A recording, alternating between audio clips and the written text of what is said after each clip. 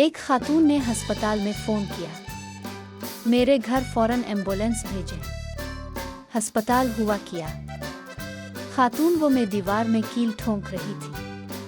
हथौड़ी मेरे अंगूठे पर लग गई। अस्पताल, बस इतनी सी चोट के लिए एम्बुलेंस चाहिए।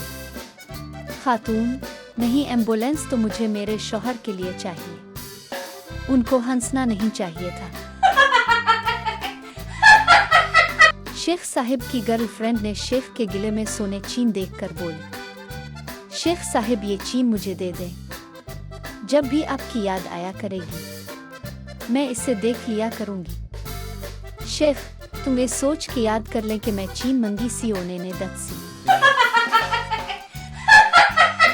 दादा पोते से, बेटा तेरी टीचर घर आ रही है। तुम 2 हफ्तों से स्कूल जो नहीं गए शायद तभी आ रही है। जाओ कहीं जाकर छप जाओ।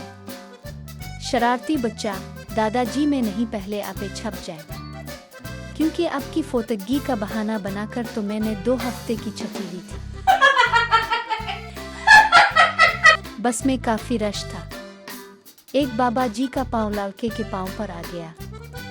लड़का दर्द से चीखा, बाबा जी सॉरी बेटा सॉरी। लड़का अज बस विच सारे अनी आए हुए ने। फिर थोड़ी देर बाद इसी लड़के पाँव पर एक लड़की का पाँव आ गया। लड़का फिर दर्द से चीखा। लड़की बोली सॉरी। लड़का ओके। बाबा जी गुस्से से, अनिदिया मेरी सॉरी दे स्पेलिंग गलत सी किया। 3 आदमी आपस में बैठे अपने अपने दुखों की दास्तान सुना रहे थे। पहला, मैं 3 साल से अफ्रीका के जंगलों में रह रहा हूँ। दूसरा, मैं 5 साल से अरब के सहराओं में रह रहा हूँ। तीसरा, बहुत ही दुखी अंदाज में, मैं 20 साल से अपनी बीवी के साथ रह रहा हूँ। लड़की, सो गया मेरा शोना। हाँ जी, फिर रिप्लाई कैसे किया मेरे शोना ने? मैं शोना का बाप बोल रहा हूँ। बावेरानी सो जाओ, अब एग्जाम है तेरे शोना का। अगर वो फेल हो गया ना तो तुम्हारे शोना को इतना दे आनेगा कि वो सोने के लायक ही नहीं रहेगा। समझी गई ना? बीवी, शौहर से अगर मैं 4-5 दिन के लिए आपको नजर ना आऊं तो आपको कैसा लगेगा? शौहर ने खुश होते हुए कहा, बहुत अच्छा लगेगा। फिर पीर को भी बीवी नजर ना आए, मंगल को भी बीवी नजर ना आए, बुध को भी बीवी नजर ना आए, जुमेरात को भी बीवी नजर ना आए। आखिरकार जुम्मा को जब आंखों की सूजन कम हुई तो फिर जाके थोड़ी थोड़ी नजर आने लगी।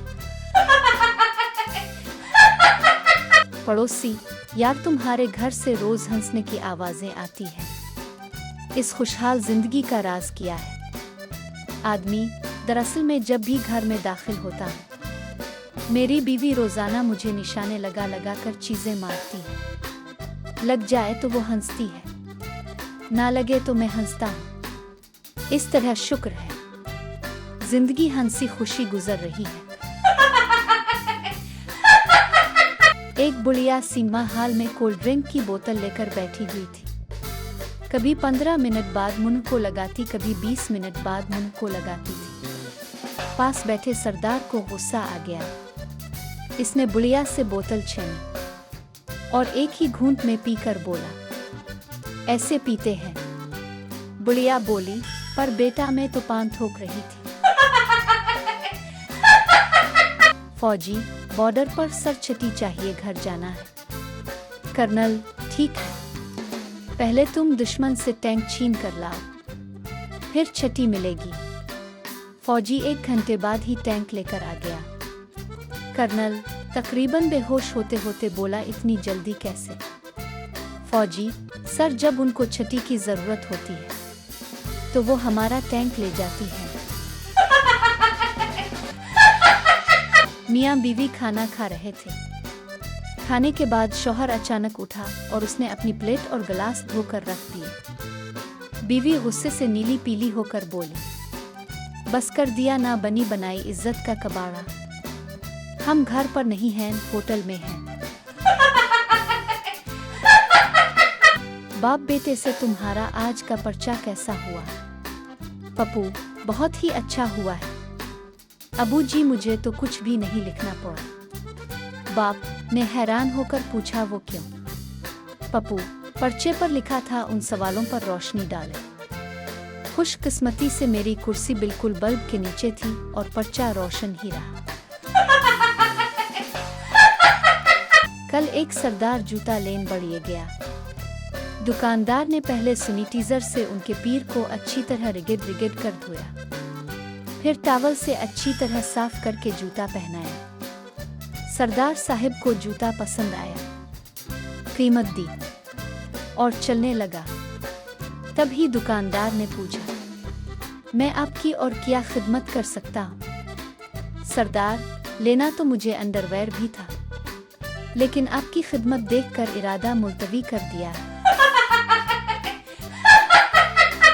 लालकी, आज मेरे जिगर का ऑपरेशन है। लालका, पता है लालकी, आई लव यू। लालका, मैं भी तुमसे बहुत प्यार करता हूँ। ऑपरेशन के बाद लालकी को होश आया तो सिर्फ इसका बाप खड़ा था।